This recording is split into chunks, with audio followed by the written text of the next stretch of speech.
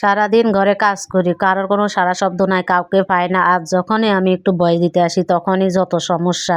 এদিকের শব্দ ওদিকের শব্দ, ছেলেপেলে শব্দ করে, ডাক দিলে মনে হয় যে আরও বেশি করে।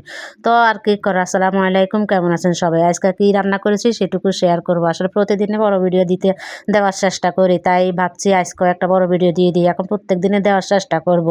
তো এই যে সকালবেলা থেকে ভিডিওটা শুরু করে দিলাম। সকালবেলা উঠে আজকে রুটি করেছি পেঁয়াজ, মানে কাঁচামরিচ আর শুকনো মরিচ দিয়ে সুন্দর করে রুটি করেছি, আর সাথে ডিম পোচ করেছি। ডিমটা পোচ করতে গিয়ে দেখেন ডিমের কি হাল অবস্থা। তো সকালকার নাস্তা তো হয়ে গেছে, নাস্তা করতে দিয়ে দিলাম। নাস্তা করতে দিয়ে আমি এখান দিয়ে দুপুরকার রান্না করতে চলে আসলাম। আসলে আজকে 2 রকমের শাক একসাথে ভাজবো। আমি একসাথে ভাগার দিয়ে কিন্তু বসিয়ে দিয়েছি। অনেক সময় কিন্তু কি আগে ভাপ দিয়ে নিই শাকগুলাকে, আজকে কিন্তু কি ভাপ দিনে এমনিতেই দেরি হয়ে গেছে, তাই ভাবছিলাম ভাপ দেওয়ার দরকার নাই, আজকে একসাথে পেঁয়াজ কাঁচামরিচ দিয়ে একবারে ভাগার দিয়ে দিই। তো 2 রকমের শাক বলতে এখানে লাল শাক আর সবুজ শাক একাটি করে নিয়ে আসলো আপনাদের ভাইয়া। তো কী করবো, একাটি করে রান্না করলে তো আর কারোর ভাগে হবে না। তো আমি কি করলাম, 2 রকমের একসাথে করে তারপরে শাকটা ভাজি করেছি। দেখতে কিন্তু কি খুবই ভালো লাগছে আমার কাছে কালারটা। মানে একসাথ করেছি, লালে সবুজে একদম একাকার হয়ে গেছে, বাংলাদেশের পতাকার মতো।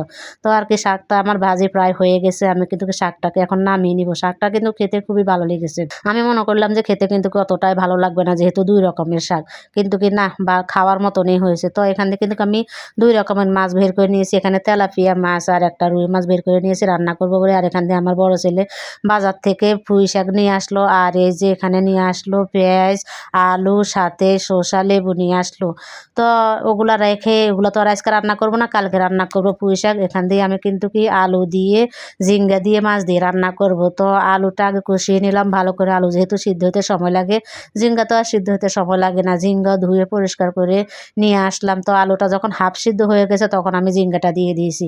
দিয়ে এখন একটু নাড়াচাড়া করে নিচ্ছি। আসলে ঢাকনা দিয়ে দিলে কিন্তু কি ঝিঙ্গা থেকে অনেকটাই পানি বের হবে, দেখতে পাচ্ছেন। ঢাকনা দেওয়ার পরে অনেকটা পানি বের হয়েছে, কিন্তু আমি অনেকক্ষণ ধরেই কষিয়ে নিয়েছি। এখন যদি পানি শুকাতে যায় তাহলে কিন্তু আমার অনেকটাই দেরি হয়ে যাবে। তো আমি পানি কিন্তু কি আর শুকাই নাই, পানি থাকতে থাকতে আমি ঝোলের জন্য আর একটু পানি দিয়ে দিয়েছি, যেহেতু মাছ দিব, মাছ দিলে একটু ঝোল লাগবেই।